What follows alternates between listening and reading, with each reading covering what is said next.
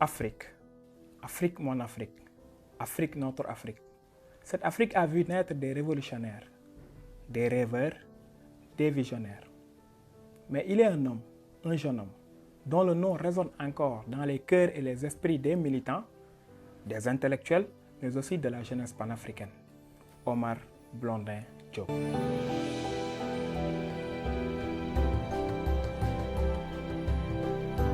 Un nom qui incarne la quête inlassable de la justice, de l'émancipation. Un nom qui, je peux dire même dans l'histoire de notre continent, symbolise la résistance à l'impérialisme et le rejet d'un néocolonialisme qui gangrenait les premières indépendances de notre continent africain. Sur ce, nous allons vous présenter un documentaire. Ce documentaire va tout simplement retracer le parcours d'un brillant intellectuel, de ce brillant même intellectuel, Omar Blondin Diop.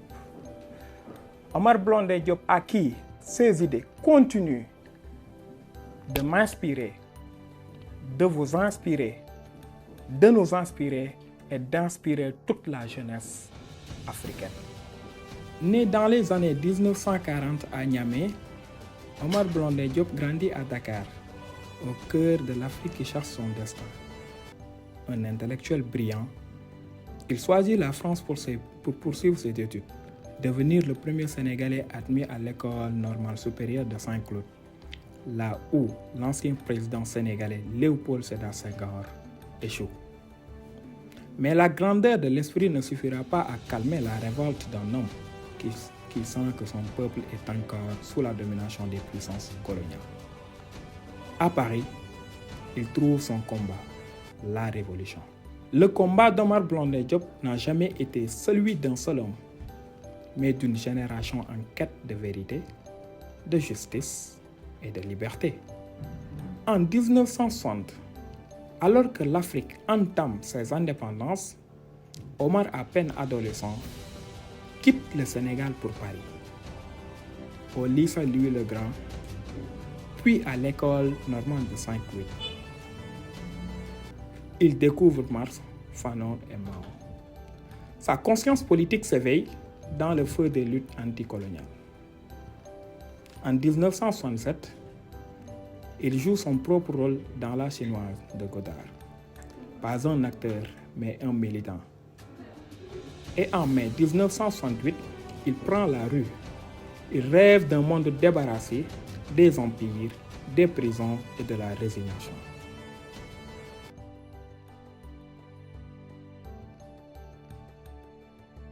Je crois que c'est la première fois que nous voyons cela. C'est-à-dire que de fait, ici, nous occupons la Sorbonne. Mais Omar ne veut pas seulement révolutionner Paris. Il rentre au Sénégal pour éveiller une jeunesse endormie. Il milite, forme, enseigne, organise. En 1971, il est accusé de vouloir faire évader des détenus politiques, extradés, jugés. Il devient un prisonnier d'opinion.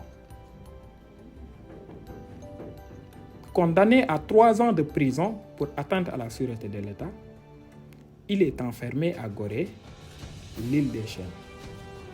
Et le 11 mai 1973, on le retrouve mort. Suicide, dit l'État. Assassinat politique, pense la conscience populaire.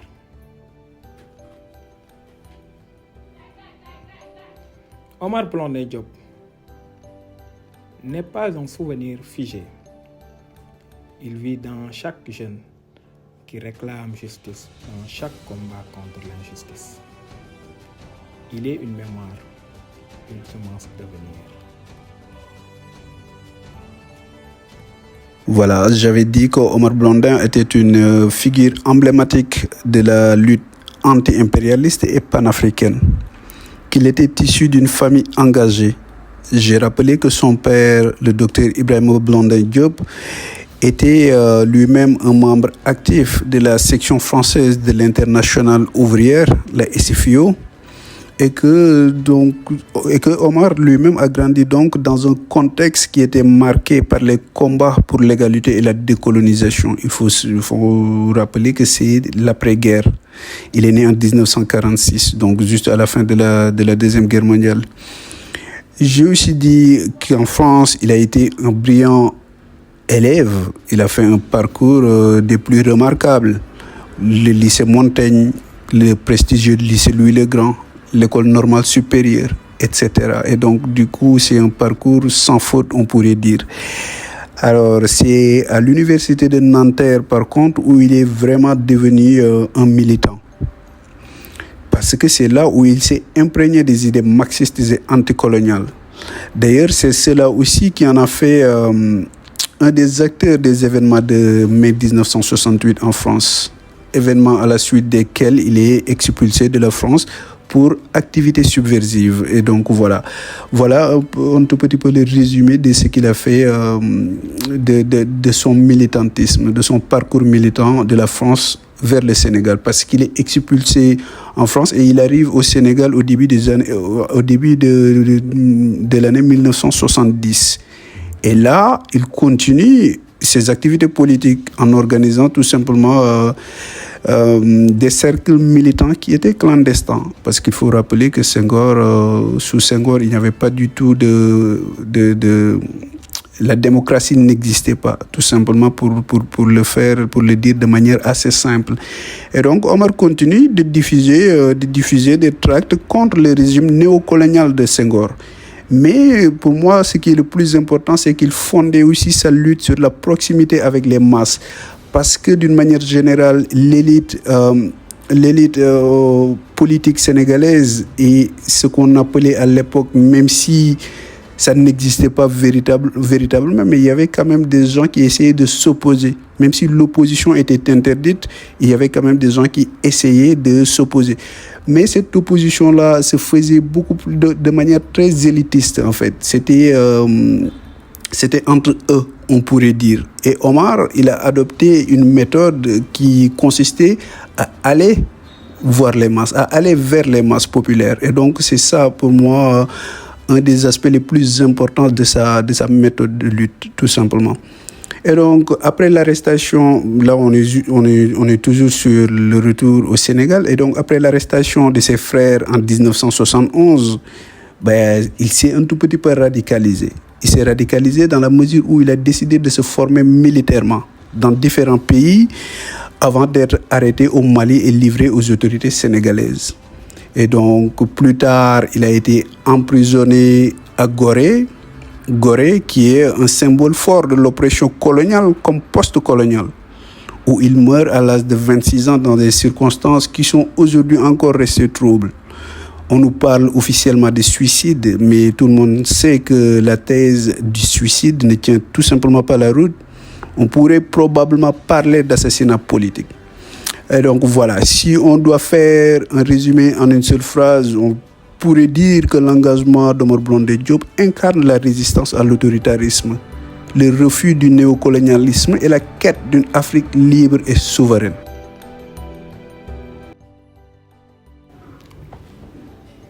Pour mieux comprendre la portée historique et idéologique du combat d'Omar Blondin Diop, nous avons rencontré deux penseurs d'aujourd'hui. Voilà, Abdoulaye Cissé, je suis sociologue de formation, et en même temps psychologue conseil en orientation scolaire et professionnelle. Et je suis également diplômé en leadership politique au niveau de la Fondation Friedrich Ebert. Je suis également expert en charge de la prévention et de la lutte contre les violences sexuelles et les violences basées sur le genre dans une organisation de coopération internationale. Moi, c'est Ousmane Sarr, géomètre topographe, en même temps technicien supérieur en bâtiment travaux publics et directeur de l'entreprise Héritage Afrique. Et, je pense que rien que par la perception sonore de ce nom de l'entreprise, vous allez découvrir que notre engagement politique et idéologique dans le panafricanisme nous anime jusque dans le domaine professionnel. D'où le choix du nom Héritage Afrique. Bon, Omar Blondin Diop quand même était un jeune intellectuel sénégalais, un brillant intellectuel, un philosophe, qui a quand même eu très tôt un engagement politique. Déjà, quand il était étudiant en France, il s'était beaucoup engagé quand même dans les mouvements qui luttaient pour la décolonisation de l'Afrique. Mais son parcours en réalité académique, puisque il faut le rappeler, c'est un philosophe. Donc un philosophe par essence, il est doté souvent d'un esprit cartésien, d'un esprit révolutionnaire. Et Omar Blondin Diop, quand même, dans ce Sénégal post-indépendance, est l'un des premiers jeunes quand même qui incarne véritablement la rupture par rapport à l'entité coloniale, en l'occurrence la France. À l'époque, dans les pays nouvellement décolonisés, la plupart des intellectuels, notamment les jeunes intellectuels, étaient de connivence avec la France. Donc Omar Blondin Diop, durant tout son parcours, a essayé quand même de marquer ces ruptures profondes avec l'entité colonisatrice. Ce qui fait de lui, en réalité, un des premiers révolutionnaires sénégalais. Parce qu'à l'époque, effectivement, en Afrique, il y avait d'autres révolutionnaires, mais au Sénégal, quand même, vu le processus de décolonisation, comment cela s'est passé, à travers des discussions, par la voie diplomatique, dans d'autres pays comme la Guinée, c'était également des jeunes qui ont porté l'indépendance de ces pays-là. Au Ghana, on peut citer Kwame Nkrumah. En RDC, c'était du temps de Lumumba. Omar Blondin Diop était véritablement de la stature de ces grands intellectuels africains qui ont combattu quand même la colonisation et qui ont réussi à imposer quand même la colonisation et qui ont réussi quand même à imposer donc l'accès de leur pays à la souveraineté internationale. Omar Blondin Diop donc était véritablement de cet acabit, de ces grands intellectuels qui ont combattu quand même ce qu'il considérait lui comme de la néocolonisation ou bien l'impérialisme. Donc véritablement c'était un jeune parce qu'il est décédé à l'âge de 27 ans. Déjà à 20 ans, 22 ans, 23 ans, jusqu'à ses 25 ans, il était déjà très engagé dans des mouvements intellectuels. Lui-même, il était un brillant intellectuel, un brillant chercheur que l'ancien président de la République, Léopold Sédar Senghor, craignait. Ils ont fréquenté en réalité les mêmes écoles. Omar Blondin Diop a fait le lycée Louis le Grand, de même que Senghor. Mais son avancée par rapport à Senghor, c'était le fait qu'il soit normalien. Alors que Senghor avait tenté le concours de l'école normale en France et malheureusement, il ne l'avait pas réussi. Omar Blondin Diop l'a réussi. Comme c'était un grand intellectuel qui avait des idéaux véritablement de libérer l'Afrique, le Sénégal, parce que son combat allait au-delà du Sénégal. Souvent, on parle de Omar Blondin Diop en essayant de le circonscrire dans le contexte sénégalais, mais le combat qu'il portait, quand même, allait au-delà du Sénégal. C'était un combat purement panafricain. Et véritablement, il a quand même plus ou moins réussi, parce que même s'il a été, peut-être nous allons y revenir, même s'il a été quand même assassiné dans des conditions atroces, il a quand même réussi à créer d'autres Omar Blondin Diop derrière lui qui ont su quand même s'imposer et essayer effectivement de délivrer l'Afrique et le Sénégal. À la première question, on va simplement coïncider avec définir un peu. Ce serait nécessaire de définir d'abord ce qu'est le panafricanisme, ensuite de faire une description d'une manière sommaire sur le personnage d'Omar Blondin Diop ainsi que son parcours. Tout d'abord, c'est quoi le panafricanisme?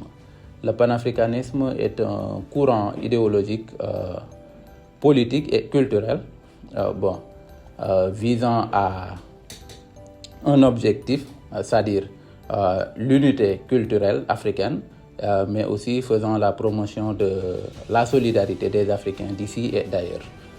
Donc nous pouvons retenir que le panafricanisme est axé suivant trois grandes parties, à savoir l'engagement idéologique, mais aussi culturel, mais aussi social.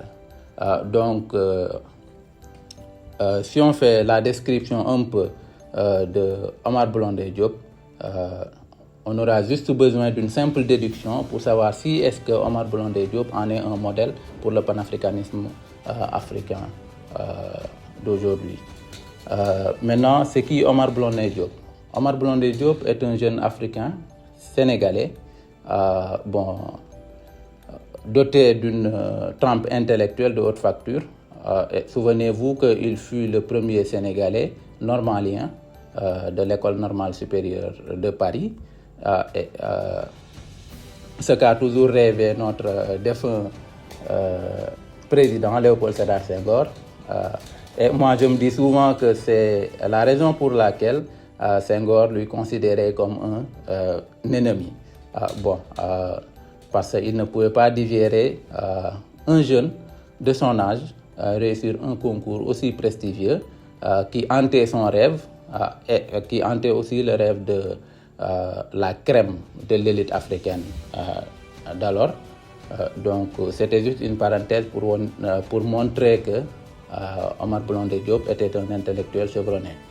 Voilà. Au-delà de ça, il a aussi marqué son époque à travers ses écrits, ses pensées, mais aussi son engagement politique dans les luttes de libération des peuples africains et autres. Et je pense que c'est ce qui lui a même valu qu'il a été rapatrié hors du territoire français. Je pense que c'était en 1969, juste après les événements de mai 68. Il était parti en exil en Algérie, puis au Mali, où il a été arrêté avant d'être extradé au Sénégal, plus précisément dans les geôles de l'île de Gorée, où il a été déclaré mort d'une manière mystérieuse. Donc, voir un jeune de son âge réussir un parcours aussi brillant et aussi participer dans des luttes de libération ne peut faire de lui qu'un modèle et un point de repère pour ses prétendants révolutionnaires et panafricains d'aujourd'hui. Donc je pense que cela a été suffisant pour prouver que Omar Blondin Diop est un modèle du panafricanisme d'aujourd'hui. Oui, la signification de son engagement, je l'ai dit tout à l'heure, il avait véritablement une orientation purement panafricaine, pour ne pas dire panafricaniste. Il a été ce que Gramsci appelle un intellectuel organique. Omar Blondin Diop, il avait quand même tous les atouts pour réussir en France, pour réussir aux États-Unis, pour réussir dans n'importe quel contexte. Mais il avait décidé quand même, du fait de ses connaissances, de ses capacités, à s'orienter vers l'Afrique et à s'orienter vers en réalité son pays natal, pour y mener des combats. Lui, son combat, en réalité, c'était surtout de couper le cordon ombilical qui continue à exister entre le Sénégal en tant qu'État indépendant et la France en tant qu'ancien pays donc colonisateur du Sénégal. Et son combat, effectivement, c'était il ne pouvait pas accepter qu'un pays souverain, indépendant, puisse continuer à être en réalité dirigé, managé de loin par la France. Parce qu'à l'époque, dans l'administration sénégalaise, il y avait quand même beaucoup de Français, alors que les compétences sénégalaises existaient. Donc, c'est pourquoi je dis très souvent que le combat qu'il portait était un combat panafricain. Il ne s'agit pas simplement de vouloir nous donner un semblant, en réalité, d'indépendance, d'autonomie, alors qu'en réalité, dans les tréfonds de l'administration, il y avait encore des résidus quand même de l'administration française. Voilà ce qui motivait véritablement son combat. Voilà ce qu'il a essayé de toujours daigner, de toujours combattre jusqu'à son dernier souffle. Donc pour plusieurs raisons, je dirais même 3 raisons, les idées d'Omar Blondin Diop sont toujours d'actualité. Premièrement, il est mort d'une manière mystérieuse. Cela veut dire que nous tous nous ignorons les causes du décès de Omar Blondin Diop, ce qui fait que tant que les causes de décès de Omar Blondin Diop ne sont pas élucidées, les questions vont revenir. Et ce qui fait que vous savez bien qu'on ne peut pas faire la différence entre une personne et son œuvre. Donc, tant qu'on continuera de parler d'Omar Blondin Diop, forcément, on va continuer de parler de ses idées, son parcours et tout. Donc, je pense que c'est la première chose qui fait qu'on est obligé de se souvenir, mais aussi de parler de lui, ce qui fait que ses idées reviennent souvent. Deuxièmement, il a fait un parcours hors du commun et très brillant. Il a réussi des concours, comme je l'ai tantôt dit, qui hantaient le rêve de la crème de l'élite africaine. Donc cela a fait de lui un intellectuel chevronné qui fait que tous les prétendants panafricains vont poser ce débat d'intellectuels dans des grandes discussions, quoi. Donc troisièmement, malgré son jeune âge, il a réussi beaucoup de choses. Il a eu à participer dans des luttes, mais aussi il a fait un parcours héroïque. Ce qui fait que son jeune âge nous interpelle tous en tant que jeunes Sénégalais, jeunes Africains, pour dire que voilà, il l'avait réussi à tel âge, donc pourquoi pas nous.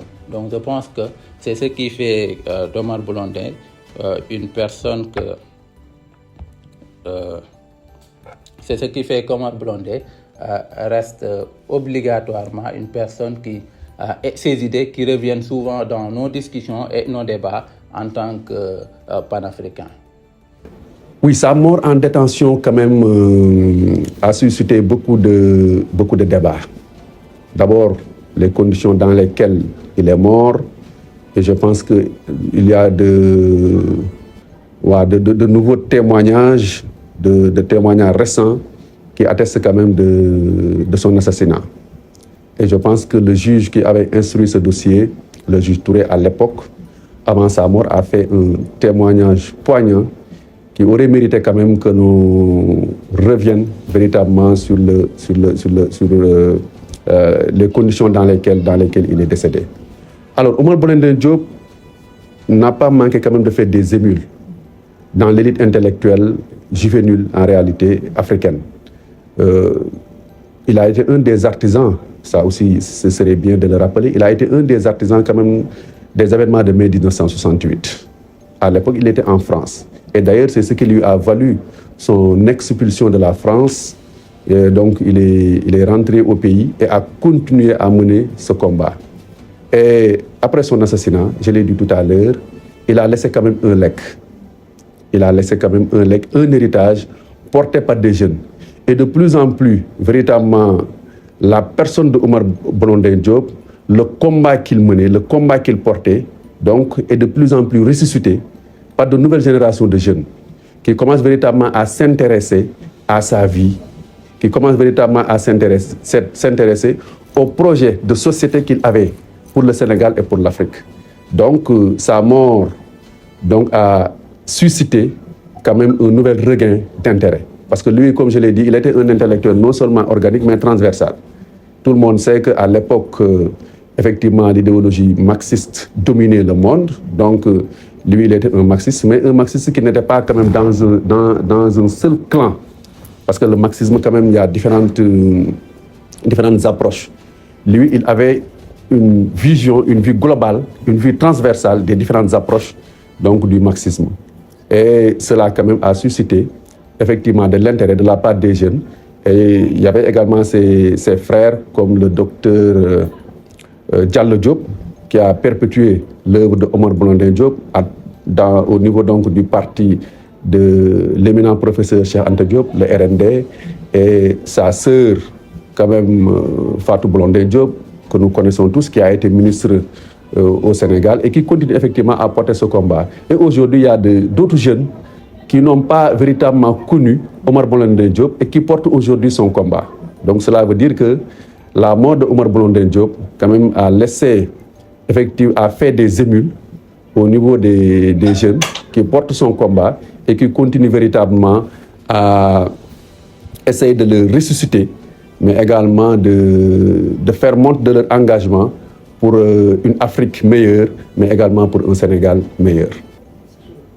Voilà, je pense que pour faire vivre son idéal révolutionnaire dans les luttes contemporaines, il faut trois choses. J'ai l'habitude de dire qu'il faut un héritage révolutionnaire, mais aussi il faut un héritier révolutionnaire digne de ce nom. mais aussi il faut une nouvelle révolution. C'est quoi un héritage révolutionnaire? Il faut que l'Africain retourne à la base, et faire un peu le parcours, vérifier un peu l'itinéraire de ces grands révolutionnaires qui ont marqué les temps de notre histoire, et avec la bonne manière bien sûr, pour en tirer des leçons. C'est ce que j'appelle l'héritage révolutionnaire. Maintenant, l'héritier révolutionnaire, c'est qui? C'est le prétendant panafricain, le prétendant élite de demain, élite africaine de demain. Il doit se forger, il doit aussi s'instruire et partir vers l'information, pour qu'il puisse mener au moins la nouvelle révolution, c'est-à-dire la troisième partie. Maintenant, la nouvelle révolution, il faut qu'on pose des actes du point de vue dans tous les domaines même, dans la science, mais aussi il nous faut une conscience évolutive. J'ai souvent l'habitude de dire que c'est bon d'être conscient, mais vaut mieux avoir une conscience évolutive. On peut être conscient aujourd'hui et ne pas l'être demain. Par exemple, du temps de l'esclavage, il y avait une oppression. Du temps de la colonisation, il y avait aussi une oppression. Certes, l'oppression a un peu diminué, mais cela n'a pas fait changer l'ordre des choses, car les Occidentaux étaient toujours dans leur logique. Maintenant, ce qui nous arrive souvent, c'est que l'esclave, lorsqu'il retrouve ses droits les plus élémentaires même, qu'il avait perdus depuis longtemps, lorsqu'il les retrouve, il s'en procure souvent comme une liberté absolue. Alors que ce n'est pas le cas. Le plus souvent, c'est lié à des faits.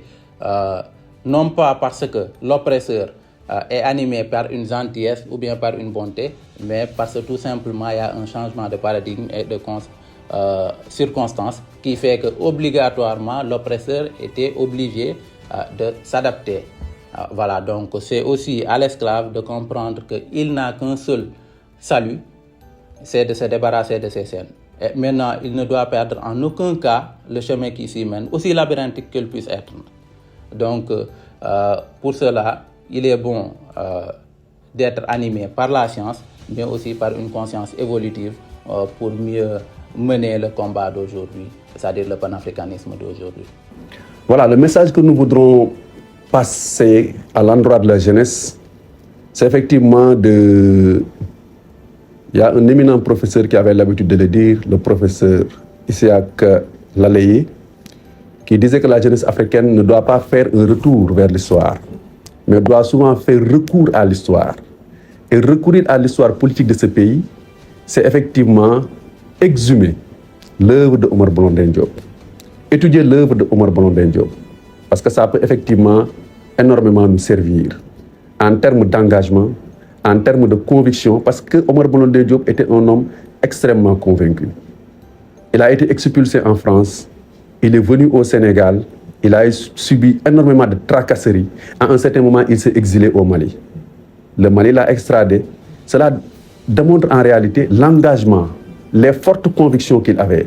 Et tout jeune qui s'engage en politique, tout jeune qui s'engage véritablement pour porter un projet de société, il faudrait effectivement qu'il y mette véritablement de la valeur, de la valeur, énormément de valeur, pour savoir que ce combat-là ne peut pas être facile et ce combat-là ne doit pas être facile. Et aujourd'hui, je pense que les nouvelles autorités qui sont au Sénégal, qu'ils le disent, qu'ils ne le disent pas, quand même ont été à un certain moment inspirés par Omar Blondin Diop.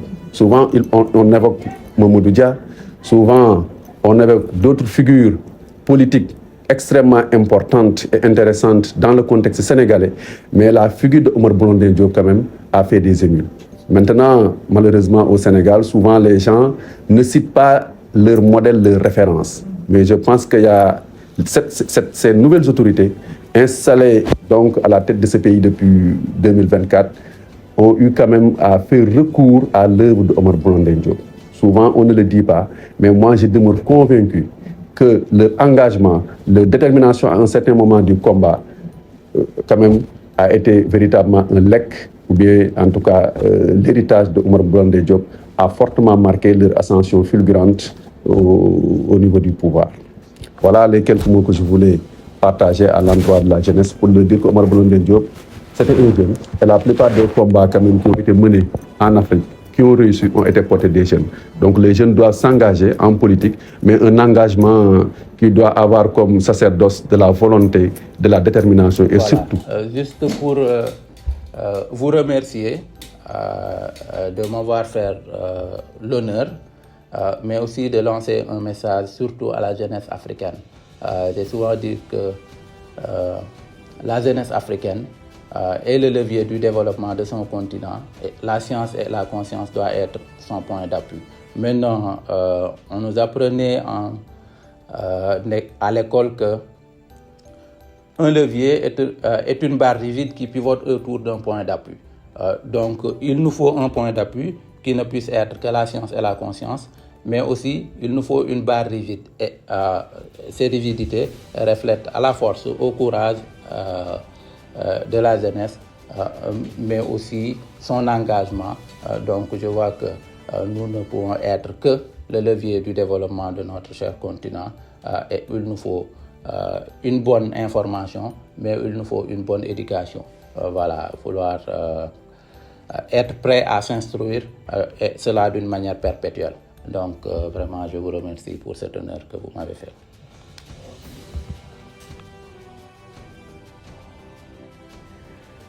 Pour finir sur le message à la jeunesse panafricaine, on peut dire que l'engagement d'Omar Blondin Diop est un héritage précieux en soi. C'est celui du combat pour la dignité, la souveraineté et l'unité africaine. Comme lui, je crois que la jeunesse panafricaine est bien éduquée, consciente des chaînes économiques, politiques et culturelles qui entravent le continent. De ce fait, elle peut tirer plusieurs leçons de la vie et de l'engagement d'Omar Blondin Diop, tout simplement. Et pour moi, la première leçon que la jeunesse panafricaine peut tirer de la vie d'Omar Blondin, c'est que l'éducation est une arme. Parce que Omar, c'était un esprit brillant, tout simplement. Et pour reprendre même Cheikh Anta Diop, on pourrait dire qu'il était armé de savoir jusqu'aux dents. Voilà. Et la jeunesse panafricaine doit donc se former pour pouvoir analyser les systèmes d'oppression et utiliser ce savoir pour libérer, non servir ni asservir, mais pour libérer tout simplement le continent. Et c'est ça, la lutte d'Omar Blondin, c'est là une des premières leçons qu'on peut tirer de sa vie et de son engagement, de son militantisme, voilà. La deuxième leçon, une deuxième leçon qu'on peut en tirer, on peut en tirer plusieurs, mais je vais m'en limiter à quelques leçons parce que je crois que chacun pourrait tirer une leçon de l'engagement, de la vie et de l'engagement d'Omar Blondin Diop. Moi, je vais m'en arrêter à quelques-unes, voilà, en espérant tout simplement que ça puisse servir. La deuxième leçon pour moi, c'est que la lutte est transnationale. La lutte que Omar a menée est transnationale. Son combat, il a commencé en France, mais il a fini au Sénégal. Pour moi, cela montre que l'impérialisme est un ennemi qui ne connaît pas de frontières. D'ailleurs, si on se rappelle un peu de ce qu'écrivait Karl Marx dit, prolétaires de tous les pays, unissez-vous. On peut reprendre aujourd'hui la même formule pour dire panafricains de tous bords, unissez-vous. Voilà une deuxième leçon qu'on peut tirer de l'engagement d'Omar Blondin Diop. Et si on doit en tirer une troisième leçon, ça pourrait être résister aux nouvelles formes de domination. Parce qu'aujourd'hui, on sait tous que l'exploitation, elle est protéiforme. On parle selon les pays d'Afrique, on parle de dettes illégitimes, on parle de multinationales prédatrices, on parle d'interventions militaires déguisées, etc. Ce qui veut dire tout simplement qu'il faudrait aussi dénoncer ces mécanismes-là, parce qu'Omar aussi était dans ça. Il était dans la dénonciation de toute forme de domination, tout comme Thomas Sankara d'ailleurs, parce que Thomas Sankara nous dit la même chose. Il refuse toute forme de domination, que ce soit des Noirs qui dominent des Noirs ou que ce soit d'autres peuples qui viennent dominer. Enfin, tous les deux d'ailleurs, comme tous les panafricanistes d'une manière générale, sont contre toute forme de domination. Et là, voilà, c'est une troisième leçon qu'on peut tirer aussi de son engagement et de sa vie. La quatrième leçon qu'on pourrait tirer de l'engagement, du militantisme d'Omar Blondin Diop, c'est que l'action collective doit primer. Parce qu'Omar, il n'a pas agi seul, hein. Il a agi au sein de cercles militants, avec des frères de lutte. Ce qui veut dire quoi? Pour moi, ça veut dire tout simplement qu'il faudrait s'organiser. Et encore qu'aujourd'hui, l'organisation est beaucoup plus simple parce qu'il y a les réseaux sociaux. À son époque, il n'y en avait pas. Aujourd'hui, avec les réseaux sociaux, on peut s'organiser beaucoup plus facilement. Et donc, en s'organisant, on peut populariser la résistance, tout simplement. Et pour finir, je crois que je vais m'en arrêter là. On peut en tirer plusieurs, mais moi, je vais m'en arrêter à cette cinquième leçon. C'est qu'on peut dire que le sacrifice n'est pas vain. Parce qu'Omar est mort à 26 ans, mais il a semé des graines. Et aujourd'hui, sa mémoire inspire encore. La preuve, vous en êtes la preuve. Vous en êtes la preuve. Vous portez encore le combat que lui-même menait.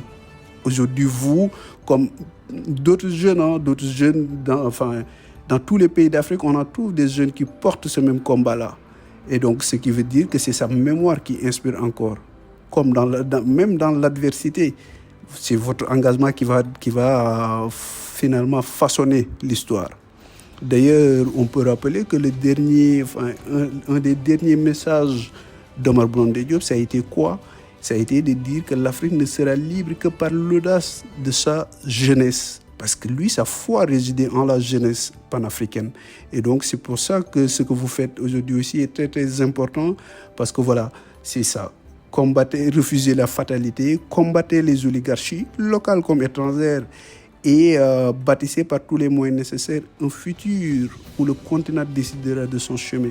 C'est à vous, c'est à la jeunesse panafricaine seule qu'il appartient aujourd'hui de mener ce combat-là et de gagner cette bataille.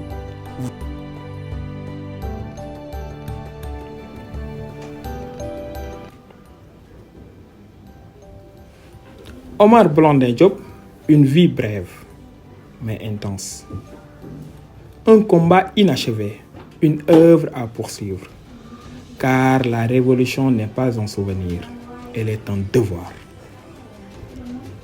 En hommage à Omar Blondin Diop, pour que sa mémoire vive dans nos